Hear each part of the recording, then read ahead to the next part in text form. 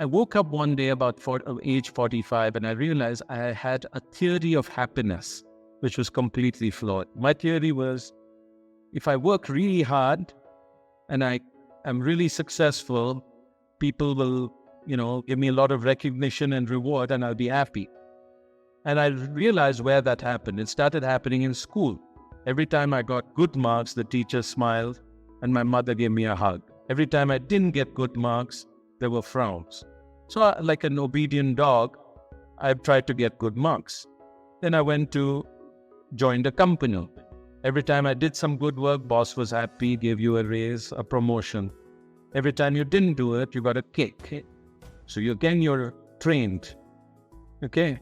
So you get on this treadmill. The problem is, like an alcoholic, you need to drink more and more to get the same high. And one day you wake up and you say, man, how long can this continue? I'm no longer enjoying this. I'm no longer happy.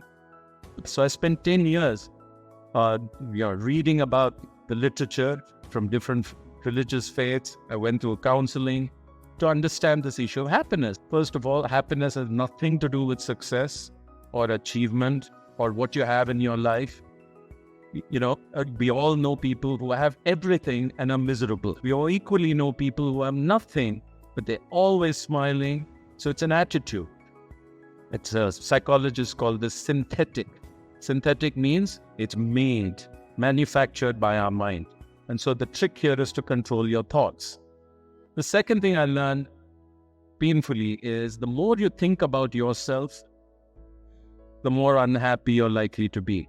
The more you lose yourself, the more happy you are. So you can only be happy if you forget about yourself. It's been a very good lesson for me.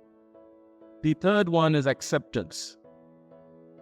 And, there was a beautiful moment for me when the shoe dropped.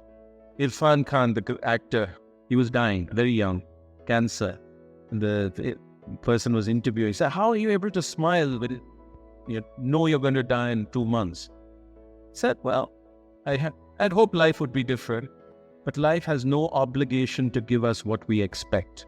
And then I put that with Dalai Lama, who said, happiness comes from liking what we have rather than having what we like. Okay? So this is very hard for me because I used to think, I wish I were a big CEO of a big company like Satya Nadella at Microsoft. Okay? Why have I not become that? And I used to go a little crazy. Then I realized, life has not turned out too badly for me. So let's be grateful for that and enjoy that. So cultivating this acceptance is very, very important. And the final piece around happiness is relationships.